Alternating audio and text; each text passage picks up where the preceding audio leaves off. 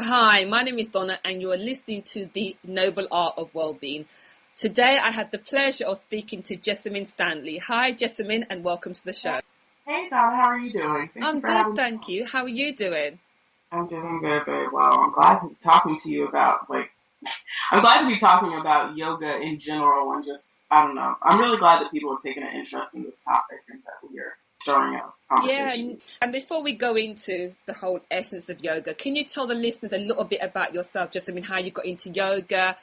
Yeah, definitely. I got into yoga after being really, really depressed. I think that I've noticed that a lot of people who have a really strong connection with their practice did not come to it because of anything physical. It's always something mental or emotional. And I had tried yoga when I was a teenager and really, really hated it. I was not into it at all. And then when I was in graduate school, I was just really mentally struggling, emotionally struggling. I was in a relationship that was ending. I was just, had realized that my graduate program was not what I needed to be doing, and I was just in a really bad place. And one of my classmates encouraged me to try Bikram yoga, and I was like, that was the style of yoga that I tried when I was a teen, and I was like, I'm not trying that, it's not for me, blah, blah, blah. And I was familiar with larger bodied people practicing yoga, specifically Diane Bondi, Anna Jelly, they've been doing this work for a long time, and so I knew that there were curvy people who practice yoga, but to me, my experience as a teen was so bad because Bikram yoga is practiced in a really hot room and you do the same poses in the same sequence, and it can be really, really physically exhausting for a novice. And it's also really difficult, I think, for a lot of people to understand the difference between pain and sensation, so that I was just experiencing a lot of new sensations that I translated as pain. But whenever I came back to the practice in grad school when I was depressed, all of those sensations were exactly the sensations that I needed, because I did not, at that point in my life, I needed something that could just hold me down and something that challenged me and something that was so purely good on its own. It didn't have anything to do with I was so not, and I spent a huge part of my young adulthood being obsessed with losing weight and looking different. And by the time I started practicing yoga, I was so depressed that I didn't even care about losing weight. That was not, my focus was just on holding on to reality. And it helped me find so much peace of mind because I was not focused on trying to change my body or do anything with my body. I just wanted to feel good. And I think that origin point has made my practice so much more fulfilling because it's something that I always want to do just as my own personal medicine. It's better than any therapist that you could have. It's better than any medicine that you could take. It's the reason that people get, the feeling that I get when I practice is the reason that people do drugs or become alcoholics, because they want you to experience that kind of elation. And if you experience it chemically, then you do that forever. And that's why I feel like I have a lot of compassion for addicts because I am also have a lot of addictive tendencies. I can understand why you would fall into something, and I'm just grateful that the thing that I fell into that saved me was yoga, because it's something that I think can help. It can help not just me. It helps the way that I interact with other people. It helps the way that I see my family, my loved ones, the world around me. It has completely altered my life. Yeah, I can totally resonate with you on all those levels. So I feel, Jessamyn, that yoga brings you home to yourself. Absolutely. We're out there searching for different things and we externalize, but what we want is always with us. And I think yoga is one of the paths that takes us there. And I think you clearly state that. It's just such a bizarre thing because it does really the whole point of, I spend so much time answering questions that are yeah, I want to lose weight and I heard that yoga is good for losing weight, so how can it help me with that? Or I want to be healthy, so I want to practice yoga, and all this stuff where it's so based on the physical body.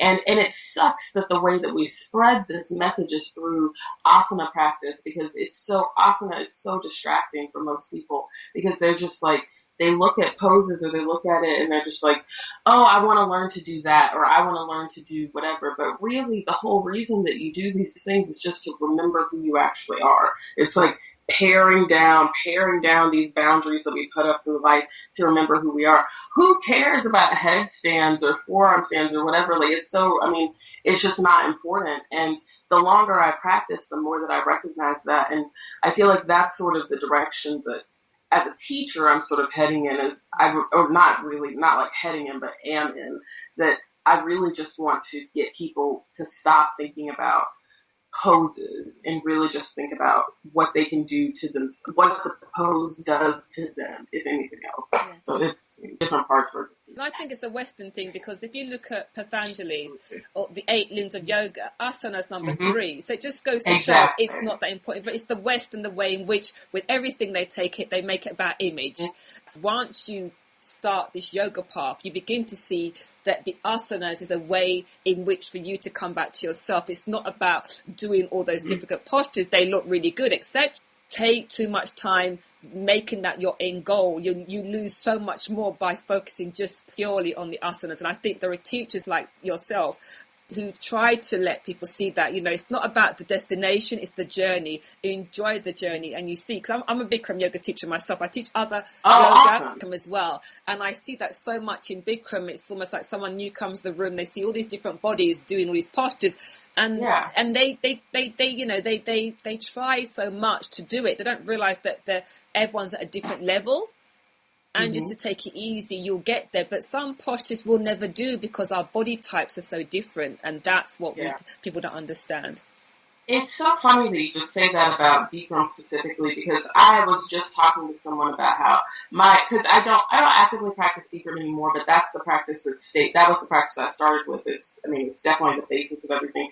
And my whole perspective about teaching is really born out of that. Like, we're doing these poses. There's not alternate poses. You go as far as you can, and as your body opens up, you do that. I mean, it's a completely different approach from a lot of different teachers. And I feel like it's actually much more accessible to a larger bodied student, because because the teachers speak from a script, and because you don't have, you just don't have the judgment that I think can come with other kinds of teachers and other kinds of styles of yoga, where it's like, oh, if your body's not doing that pose, you know, that's okay. You can do this thing, which is like, I mean, I just think that I think that Bikram is a better confidence builder because of the style. I think it's better for a larger body person, and it's really physically intense. Which the thing that I notice the most about people whenever they talk about practicing in a larger body is that you're like, it's usually like more gentle yoga, or like everyone's like, oh, what's good beginner yoga? Like, what can I do that'll be beginner? And I'm just like, just start practicing. I wouldn't worry about like practicing beginner or gentle or whatever, because I actually think that by limiting your mind like that, it limits your practice. So that you get people who have been practicing for decades and they just do the same sorts of things, and then they feel like they can't transition into other asana. And I don't know, whatever. I'm saying a lot of different things, but what I'm mostly saying is that I think that Bikram and that style is awesome, excellent for all kinds of practitioners. So, I mean, that's kind of... And I suppose as well, it depends on the teacher. I'm doing a course for plus size bodies, and that's helping me within my Bikram teaching as well, because there's certain things we say in the dialogue, like, you know, get your chin to the floor, and I wouldn't have thought about that, but now it's like, well, you know, someone may not be able to do that because of their size, because of their bust, so it's making me more body aware. Even the words I use, like I might say, this might allow you to lose weight. I don't say that anymore, because then someone's in the room may have an issue about weight, and you just need to be more aware of the language that you use in there. Yeah. Language is such a thing, and I mean, it really does, because you never know what kind of words are going to trigger people, and there's definitely like a standard dictionary of words that you try not to use, especially if you are body aware. But I mean, there's just so many different things that can set somebody off like that, and then they're gone for the rest of the time because they're thinking about whatever it is. And I mean, it's definitely, it's something that we have to be really conscious of as instructors.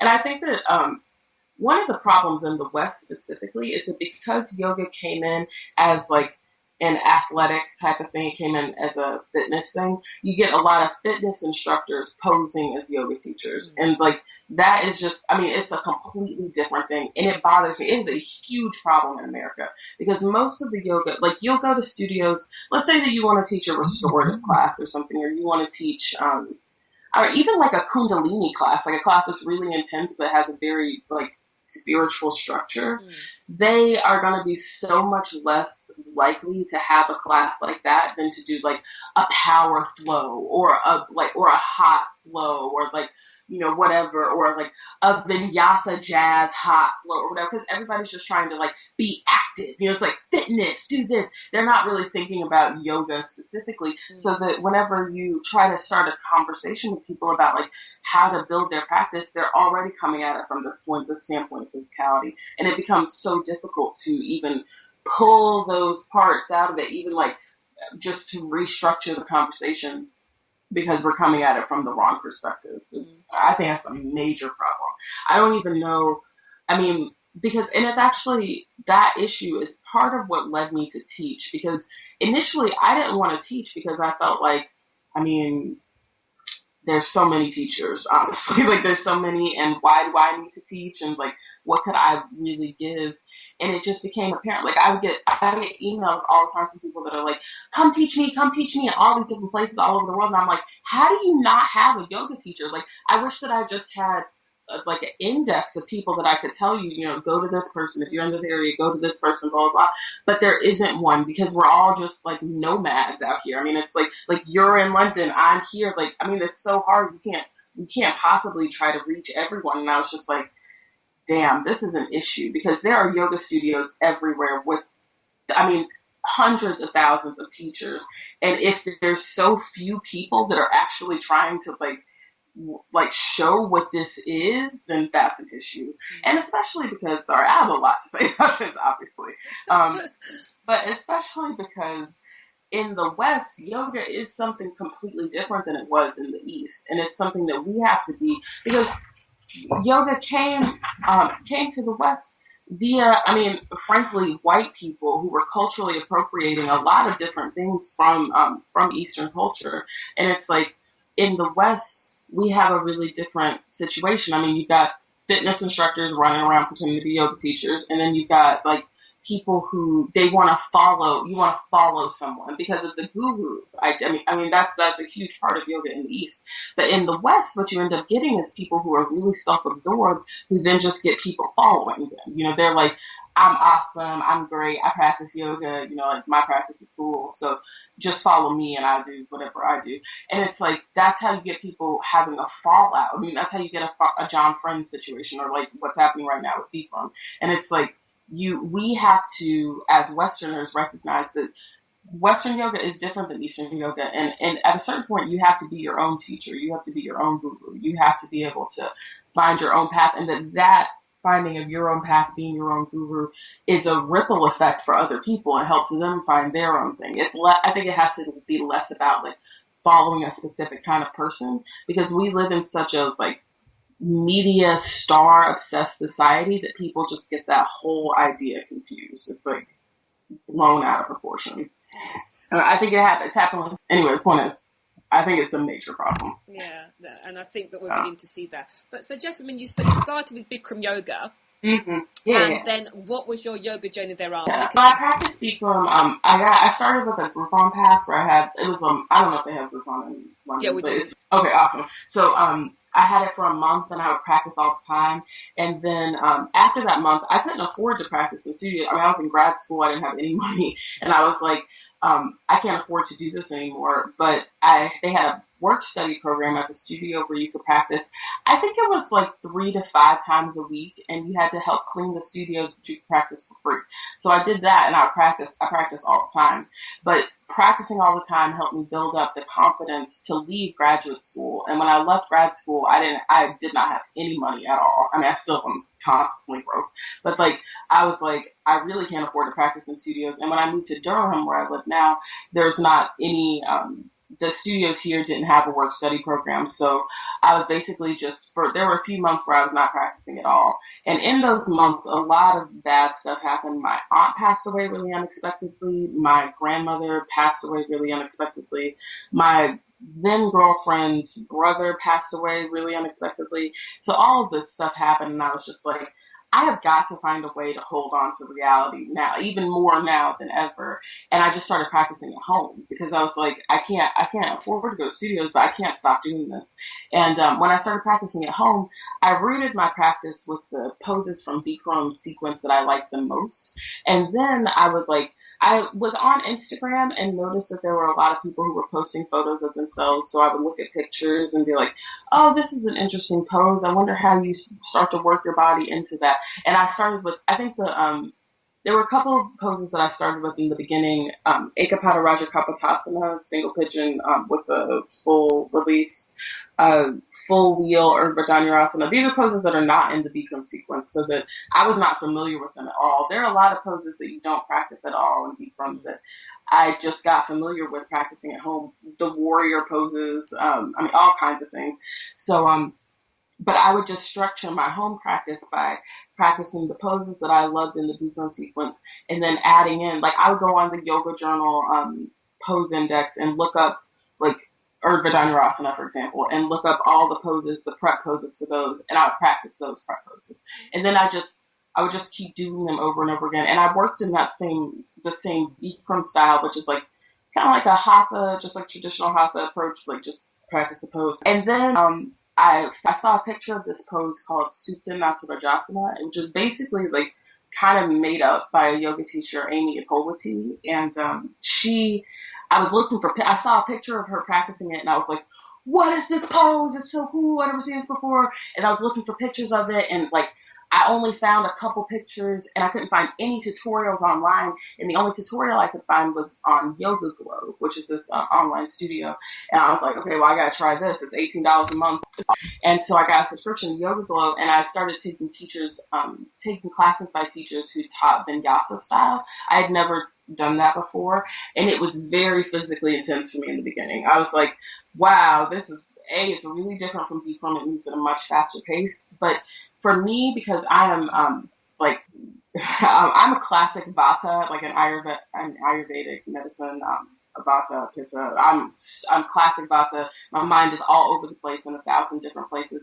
And Vinyasa helped me because I need that energy outlet. Like I need to be moving. So I learned about linking movement with breath and doing all of these different like moving poses together. And because I'm not a dancer, but I love to dance, so it made a lot of sense to me to link movement in that way. And whenever you start practicing Vinyasa, it's easy to see there's all different kinds of ways to evolve your practice and do different things. And that's sort of how it evolved. So that now my practice it definitely has this like Bikram foundation of like, just because in my classes, I never say, I don't give alternate poses. I feel like everybody has their personal version of a pose, and that you should work on that and just let your body open as it can. But it's also the linking of movement with breath is there constantly. It is definitely Vinyasa style. So that and I also have a lot of different other elements that have woven in over time. Like I really think that music is the thread that holds us all together, and there's so many different ways to incorporate it that can make it, because there are parts of Eastern philosophy that I think are really inaccessible to the Western mind, just because of the way that our society is set up. And I think that music is a great way to draw that, to connect that. But it's definitely something where, you get people that are like, I'm not comfortable with chanting, for example. But if you say this to someone, like you say it to people, you say, we're going to chant, whatever, and then they're like, oh, blah, blah. But like, if you were saying this to someone in the American South, especially an African American in the American South, then chanting is not a far cry from gospel singing at all. It's very similar to call and response. So that like, it's actually really accessible. And I think that so the reason I'm mentioning this is that I think that there are so many different ways to bring this practice to a larger scale that have not been thought about in the past, because it's a very white, educated, voice that's been speaking for yoga, and that it's really important for all different practitioners to open it up as wide as possible so that we can really spread this to everyone in the Yeah, world. and that's what I'm trying to do, and I like the way you said, Mm-hmm. with the chanting, that it's close to gospel. I never thought of that, Mm-hmm. because a lot of people think that yoga's religion, and they shy away from it because that reason they associate with Hinduism. So it's good to look at that actually and go back a little bit more to see where it comes from. Because, and you said that yoga helped you so much. So was yoga like a therapy for you in that essence? Absolutely. I mean, it was something where if I'd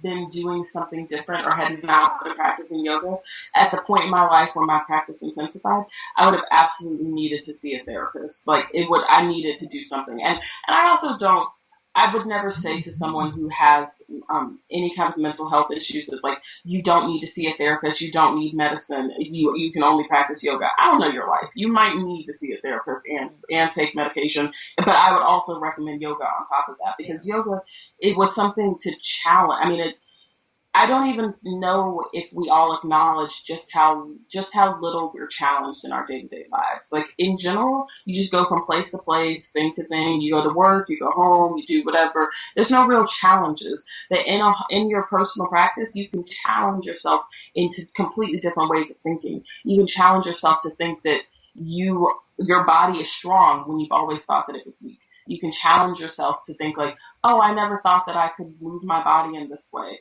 And now your child, I mean, there's just so much opportunity for growth. It's like you're creating this fertile field of development, and instead of just limiting yourself.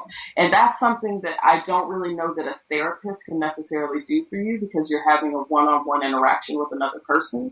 And I think that it's really the interaction that you have with yourself that makes the greatest difference in the long run. Okay.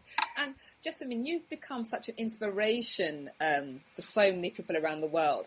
How did that come about? So you said, you started to go on Instagram for yourself to get research in the beginning, but did you go on Instagram just to document your journey, and then everything else that happened thereafter? Yeah. Everything that's happened since that has just been complete. I started posting on Instagram only because I wanted to track my alignment. When you practice at home, it can be really difficult to hold on to a home practice, because there's nothing to anchor it other than just continuing to show up. You don't have a teacher that you feel like you want to get their feedback. You don't have student friends that you go to class with or whatever. You have to be able to do it yourself. And a lot of people get bored practicing at home for this exact reason. And I wanted to watch my alignment. I wanted to see my body change. That's also it's on one of the very few ways. I'm so grateful to be practicing yoga in the age of the selfie, because before this, you could never document yourself in that way. And I know that if Iyengar had a camera phone, he would have been all over it. I mean, there's video footage of him doing so much, you know what I mean? Like, they practice competitively. All of the OG yoga teachers would have been all over Instagram if this had existed back in the day. But that's a whole other issue. The point is, I started doing it just so that I could track myself and watch and see my body change. And then I would communicate with people who were also practicing yoga, which is, to me, the most beautiful part of Instagram, is that you get people to communicate. You and I, for instance, would never have met each other without social media. So that was the reason. And then I noticed that there were people who were inspired by me because they felt like they could not practice because they'd never seen anyone in a larger body. And every time that I got a message like that, I would just think how is this a thing? How are there people who think that you can't practice yoga because you have a larger body? I am so far from the first person to do this that I think it's an issue that people think that, and so that made me keep doing it, because I was like, obviously there's a need for this. I'm getting people today, you know what I mean? I'm getting people today who are I never thought that I could do this. How is that is a major problem. As a society, as a community of yoga practitioners, that is not a thing that needs to happen. So that, to me, it was just visibility, and then I started, because you practice and you're taking photos of yourself and you're taking photos in your clothes or whatever, and then I started realizing that I would when I wanted to take photos of myself, I would put on more clothes because I was like, oh, I'm taking a picture, I gotta put on clothes. And then I was like, but that's not what I actually practice in. When I'm at home, I'm practicing in my underwear, I'm practicing in very form-fitting clothes, and I feel like I should document that too, because that's what's actually happening. And the only reason that people think that's not what's happening is because people are putting on clothes before they take a picture. So you take pictures in your underwear, and then people are like, wow, a fat person doing blank in their underwear. And I'm just like, it's literally just me in my living room living my life. And that fact that that's revolutionary is a problem. We need to, And you're just keeping it real, and but exactly. and that's the thing in London. Like when we were talking earlier, saying that in London, we have no one to sort of, inspire like you do. We have to look towards America, basically. So when I saw you inspire me. There's postures I can't even do. So what I'm trying to do is just show that everyone is a yoga body and that everyone can do the yoga. And that's why role models like yourself, like Diane Bondi and the others, it's just trying to change that perception to say there's no reason why you can't do yoga. Yoga is accessible. Yoga was devised by men for men, but it's just changed along the way. We need to see more people out there doing the yoga to say, look, you can do it. And what advice would you have, Jessamyn, for someone that's plus size, that's maybe afraid to go into the room? What would you advise them to do to take up a yoga practice? I mean, just believe in yourself. Stop for a moment. Take a moment and recognize just how much of your dissatisfaction is coming from yourself. Acknowledge that the fact that when you're in a room of yoga practitioners, you're the one making it weird. It's not, and I mean, granted, there will always be smaller body people staring at larger body people. They're just going to stare because people stare at flamingos, you know what I mean? Because they look different. So you just have to be okay with the fact that you look different from what other people are expecting, and don't let that reality hold you back from what holds you back from your potential. Because if you say, like, believe in yourself, how are you just gonna start believing in yourself? You know what I mean? Like, this is a very difficult concept. But if you take responsibility for the parts of your life that are making it impossible for you to believe in yourself, that's when you can actually make that a reality. So don't victimize yourself. Don't be short-sighted. Just be open to opportunity. Be open to the possibility that you are stronger and more capable than you could ever even begin to imagine. You have no idea how strong and capable you are. Yeah. And don't belittle yourself. Believe that you are capable. And what are some of the fears, Jessamyn, that someone may have about maybe their physical abilities? I mean, everyone is always afraid that people are going to stare at them, or that they're going to look dumb, or that they're going to not be able to practice a pose, or all these things that are just, like, you're worried about it. It doesn't actually have anything to do with yoga. That's your concern about, like, that's your concern about the bullshit that we're trying to get past, and you're letting it filter into the yoga classroom. And literally the whole point is to get past that. So, I mean, there's so many different things that we can't we can't allow them to have power. Like, if you because, I mean, again, I get messages from people all the time that are like, I looked bigger than the people in the room. I looked bigger than the teacher. Like, the teacher, there are so many instances where teachers will not know what to do with a larger body student. They're just as confused by the situation as the student is. Mm-hmm. And you just have to be okay with the fact that that's going to happen. Like, I think that short of getting rid of everyone the most important thing is to just be present and be visible. The most important thing that we can do is just be out here. I could ramble about this forever because I really feel like there's so much self-victimizing that happens that it's like you get people in a classroom and they're just completely obsessed with the fact that people are staring at them. When really probably no one is staring at them. You're doing that. You've made the experience bad for yourself. So, I mean, my own mother does this. She's a very, very, she's confident up to a point, and then when she's in a yoga classroom, she's like, starts holding up, and I'm just like, you're doing that. You are projecting. It's not about the other people. It's about your dissatisfaction with yourself. Yeah, and that's so true, because I did a video, for CurveSomeYoga, and it was quite funny because the ladies that were in the room, they loved it and they felt safe. And what I'm trying to do is to show that it's their thinking, and that they not only can they do it in that environment, it's not the yoga, like you said, they love the yoga and they were doing it. It's like, oh my God, I'm looser, I'm more flexible than I thought. It's when you get them in another environment and they don't feel safe, they feel like they're going to be stared at, they're not going to do the posh, don't feel safe, but they can do it, but it's the environment that they've changed in their head and had this construct that is going to be worse than it actually is. Absolutely. Yeah. So it's their thinking that is holding them back in that, and that's what I'm trying to help them see as well. So help them with the yoga, but again, it's about their thinking. And, you know, once they're in there, and there's a whole lot of people out there that will love the yoga, but they won't try it for various reasons. And that's why having individuals like yourself, you know, showing that it can be done, it's possible, and the postures that you're able to rock out there. You're not just doing the warrior postures. You know, you're doing the handstands, even though that's not the goal, but it's